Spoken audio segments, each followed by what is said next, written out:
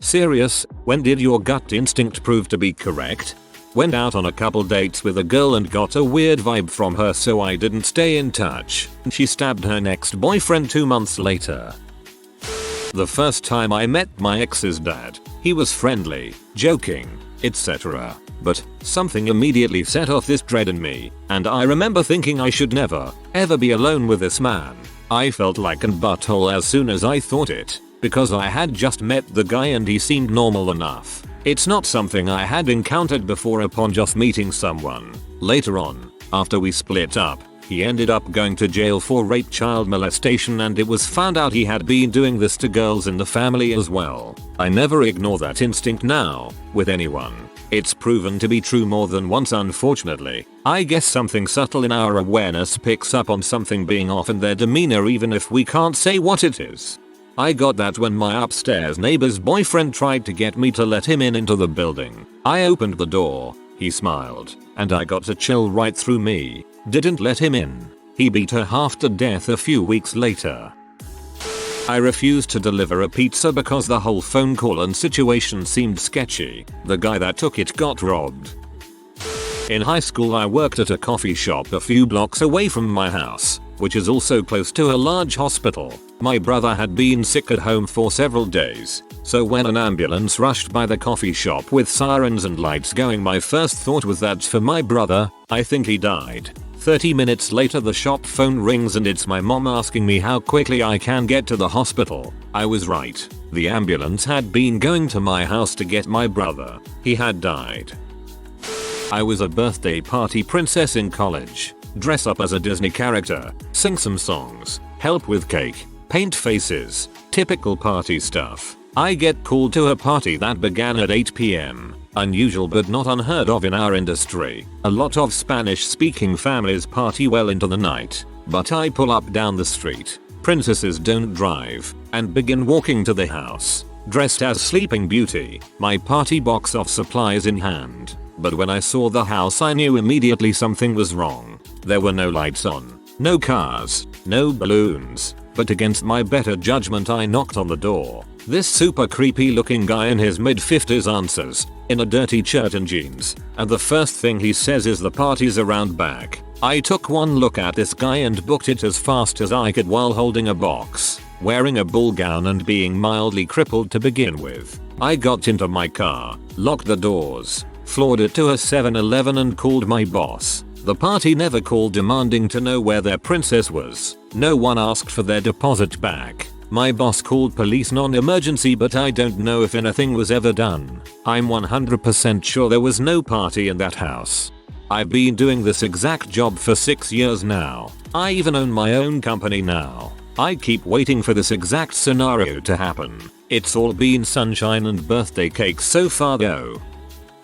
Was sitting in my bedroom one day when I got this intense feeling in my gut, which was sort of saying you need to get out of here, right now. Then I started to get this immense feeling of terror, like I was being watched. I immediately noped the frick out of there and went to my friend's house, as I didn't want to be alone at the time. When I finally got back to my own house, it had been ransacked. Things had been knocked over, lots of glass had been broken everywhere, and a window was left wide open. Now I always take that gut feeling more seriously.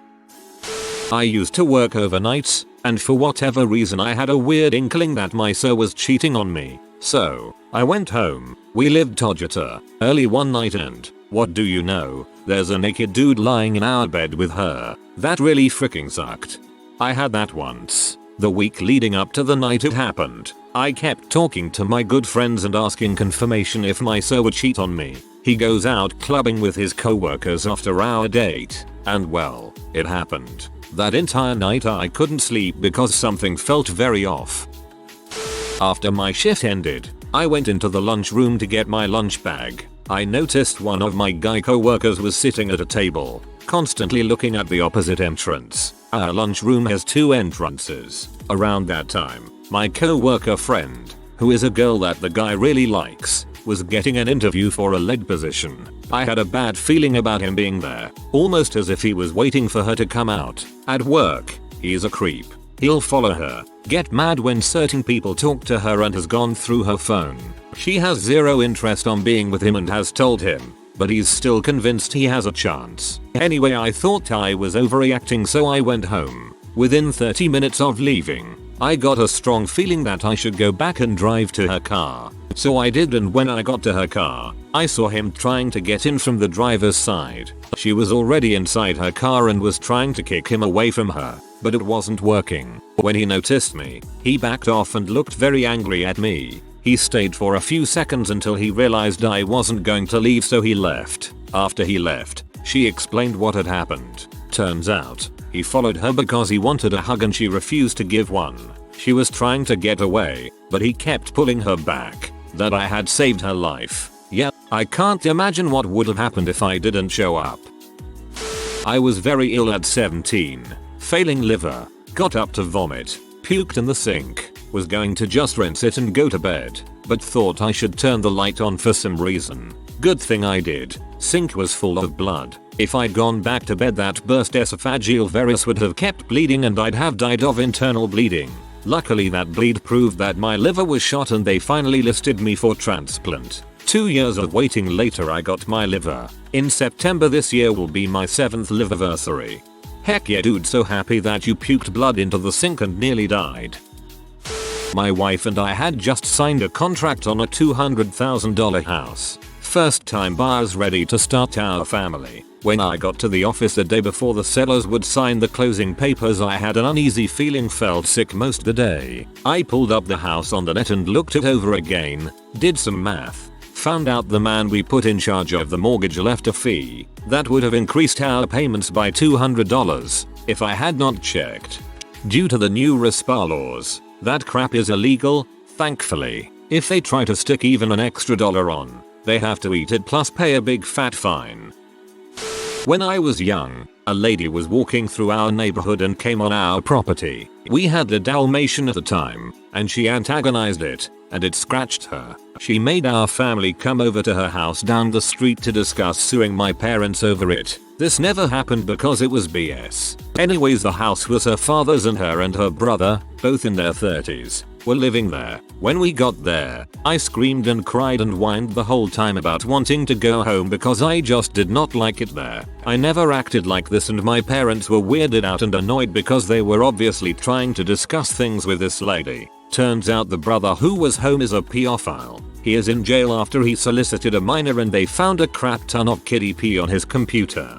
I had a chill, great dog from when I was 11 to 25. The only time she ever bit someone was a neighbor of ours who walked by our fence on his daily walk. He ended up stalking my mom and she turned him in. My best friend and I were at a wedding and we got absolutely wasted at the after party. It was an outdoor wedding with tiki torches and a little bar, etc. Anyway, my best friend was doing that drunk stumbling where you kind of just lunge from one place to another instead of taking steps. So I turn my back on him and I'm getting myself another drink, and I don't know what made me turn around and grab him, but I whipped around and caught him around the waist and righted him. He was falling backward directly onto a tiki torch that someone broke in half and left sticking out of the ground. Totally saved him from being impaled. Not all heroes wear capes. Bravo. In Mexicali, Mexico, I was once walking to a store for some milk. As I crossed a street, I saw another young man walking towards me with a broomstick. Really, he could have been just some other kid walking with a stick because in that neighborhood it wasn't really out of place. Despite this, I got a bad feeling from the guy. He ended up walking behind me, and every time I glanced through my peripherals he seemed to be gaining on me slowly. I could hear his stick dragging, and soon he was about 10 feet behind me. At one point, without looking at the guy, I dove to my side and saw the broomstick crack right into where I'd been walking. Instantly, I broke out in a full sprint to the store, and inside I asked for help and pointed toward a guy trying to hit me. He had actually chased me into the store and the store manager stepped in and blocked his path toward me. I bought the milk and sprinted back home while the manager still had the guy blocked off. To this day, I don't understand what prompted me to dive to my side like that, but I'm glad those instincts were there that day. Well, at least you got the milk.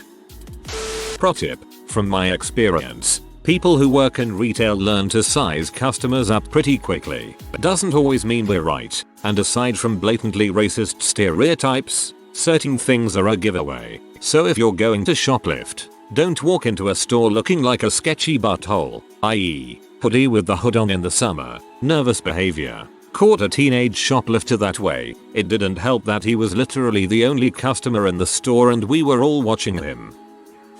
I think my best play in my college baseball career was me rounding second base without any prompting on a routine force out at first. I don't know why I just did it. It just felt right. The first baseman overshot the throw by a mile and I ended up scoring and giving our team a 1-run lead that we held onto for the last 4 innings. I got so much crap for the coaches for going rogue like that, but frick it, I was right. Finally, an answer that doesn't involve rape or murder.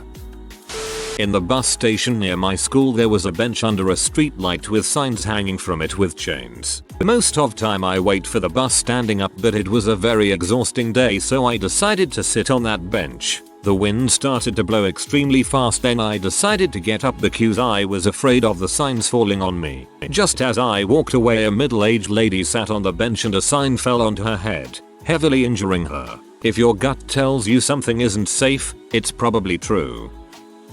Walking back from my girlfriend's house, I always cut through a hedge in my garden to get home. I've done this hundreds of times. Every time. For some odd reason I just decided to go the long way. I said to myself, it's a nice night out, I'll walk around. No idea why I would do that. Then when I came in there was a person right where I would have exited the hedge, robbing the car. We would have been face to face and he would have gotten a fright thinking I was jumping him with whatever he had in his hand to jam open the car. I attribute it to my gut instinct because I must have subconsciously sensed something.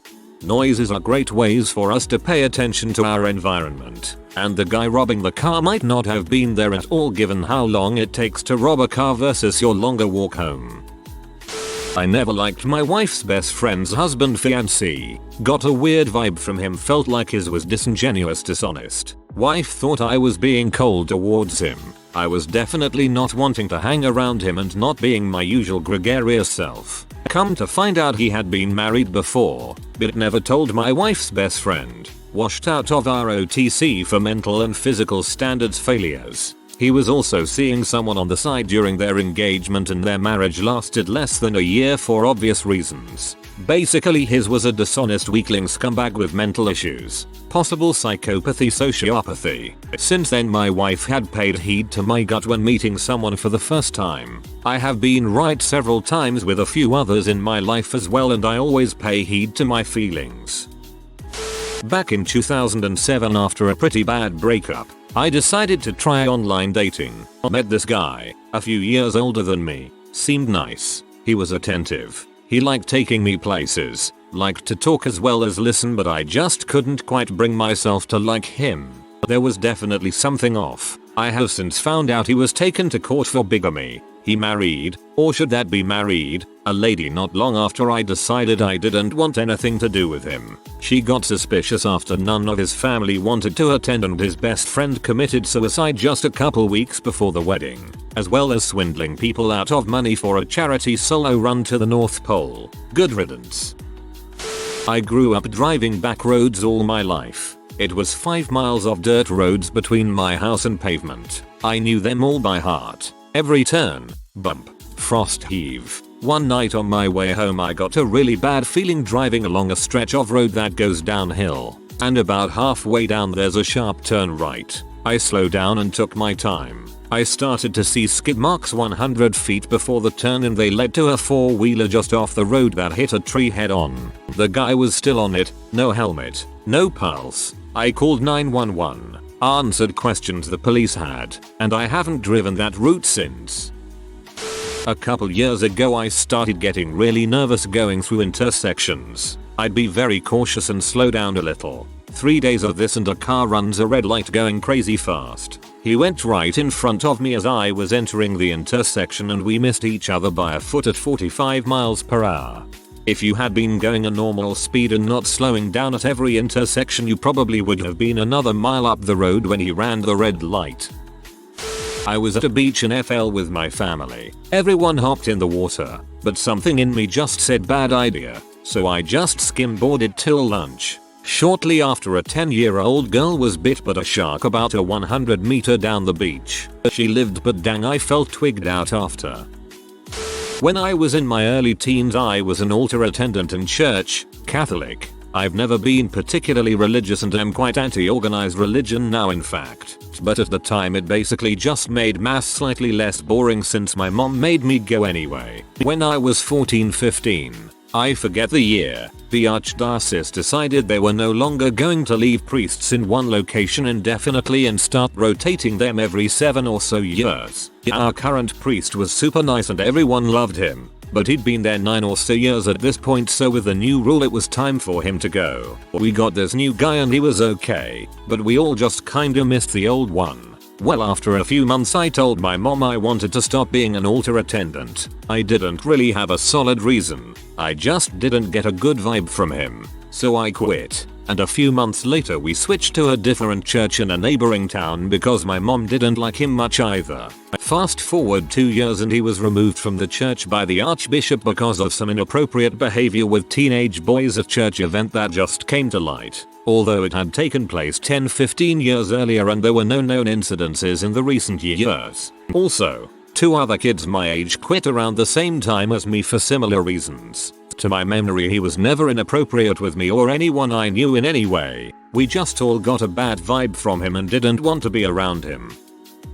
At a new job, I'd been chatting with a female co-worker for only a week or 2 when she called out sick. For some reason I thought she's getting a divorce. Couple weeks later, turns out I was right. The day she called out sick was the morning that her at the time husband dropped the news on her. Friends asked me to help them move a boulder. My gut said no, something bad will happen. Helped anyways. Crushed the tip of my finger off. Blood everywhere. That was common sense. On a weekend trip to upstate NY, we entertained ourselves riding an ATV around an off-road track the neighbors made. The last day of the trip, my so says he is going to take one last spin on it, and I knew something terrible was going to happen. I told him exactly how I felt and he dismissed me. As he was leaving the house I said, just promise me that you won't go really fast just because it's the last ride. I don't trust it and I think you will lose control. Luckily, after he went too fast and lost control, it was only his ankle that suffered. But finding him on that trail leaning up against a tree was the single scariest moment of my life. Thank God it was just his ankle.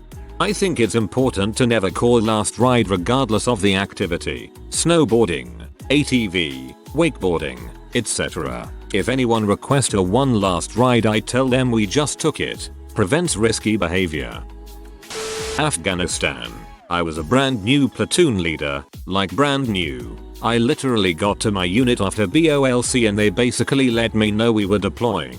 Fast forward a few months in and we were checking out a possible IED. I was EOD, explosive ordnance disposal, i.e. the bomb squad, and the convoy started taking fire. Not regular fire, but erratic potshots coming from a rooftop, so we took cover behind the vehicles. At this point we had the option to call QRF, shoot back from the vehicle turrets, or Leroy Jenkins and have detail kick the door in and take that sucker down. Called the situation in, was told it was my call, deliberated with my platoon sergeant for a quick second, and the popular opinion was to lay suppressive fire from the vehicles and let detail clear and sweep and eliminate the threat. But something felt off. The shots were just kind of happening with no real sense of intent, and the shots were landing so randomly that getting hit seemed to be a game of chance. I took this in for a second and I hear one of the squad leaders call out sniper and a direction.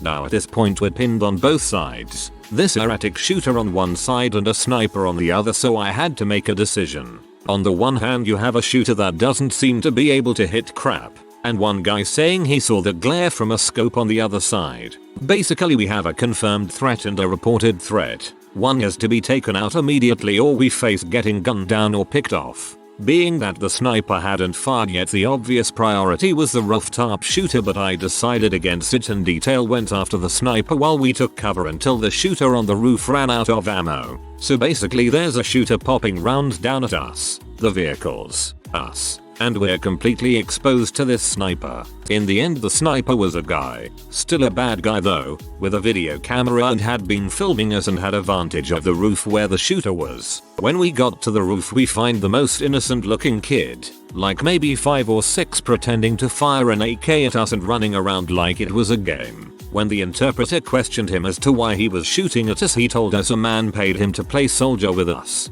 Basically he was trying to film us killing a kid. Frick, that is horrible. When I had the feeling that my girlfriend was cheating on me, I didn't see any red flags at that moment. I just felt it. We feel it too, man.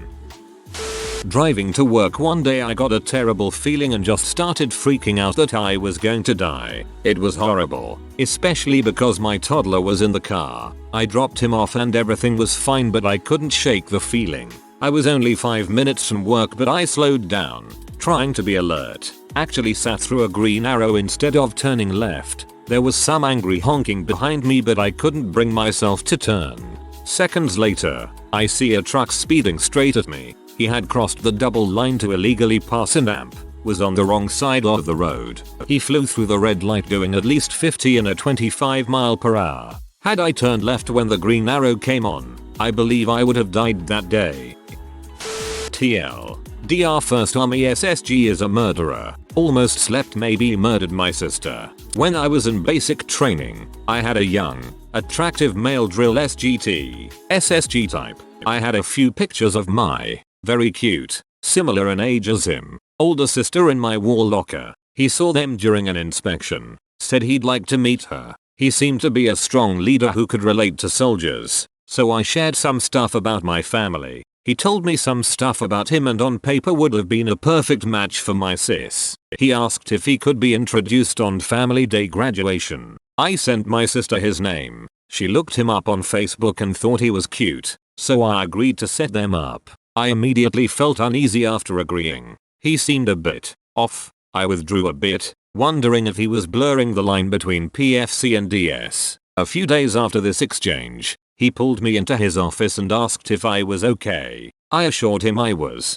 and he mentioned he'd heard things about my partner. I'm gay, joined under DADT and was dating a female 2LT in the guard, and told me my secret would be safe with him because we'd practically be family soon enough. I was freaked out and had no idea how he found out about her, but was anxious to stay firmly in the closet. Anxiety overload. Bad feeling intensifies. Closer to family day graduation, he keeps pressing me for information about my sister, gushing over how awesome this woman he'd never met, is and how he'd never tell anyone my special secret. The uneasy feeling multiplies. Graduation day, I pull my sister to the side and make up some bulls about me and drill SGT getting in trouble for fraternizing if she goes through with it. She reluctantly agrees to stay out of his line of sight and to not pursue him. She was P for a few weeks, because cute, single guy with a stable career, and toyed with the idea of adding him on FB or MySpace. Ultimately, she let it go. A few months later, he found my cell number and called me a few different times just to shoot the crap. He'd always ask about my cute sister at the end of our calls. I thought it was weird but brushed it off, figuring good mentors would be hard to find. The last time he called me, he said he'd gotten in some trouble, but his legal dream team would help him out. I googled his name. He was arrested for murdering a girl he was dating, hiding her decomposing body upstairs in her house. He also slept with a few strippers downstairs on the couch while she was upstairs rotting. Classy. Auntie's boyfriend was perfectly nice, but I got this creepy, unsettling vibe from him. Not too long later he tried to murder my auntie and turned out to be a gay prostitute on the side and a child abuser. My gut is pretty accurate on who is a pedo. Example, one guy I grew up with always stuck out to me as untrustworthy and likely to rape kids. I had never actually seen him do anything, but I always got a bad feeling. He wound up being my mom's co-worker, so I warned my mom not to trust the guy. She laughed it off. A year later the guy was popped for forcing kids at a church he volunteered at to perform sexual acts. Told ya.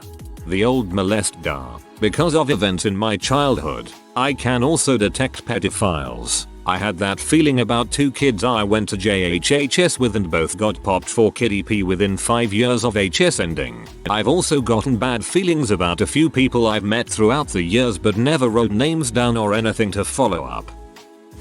If you are new to the channel, you can subscribe. I publish new videos every day. Until then, check another video.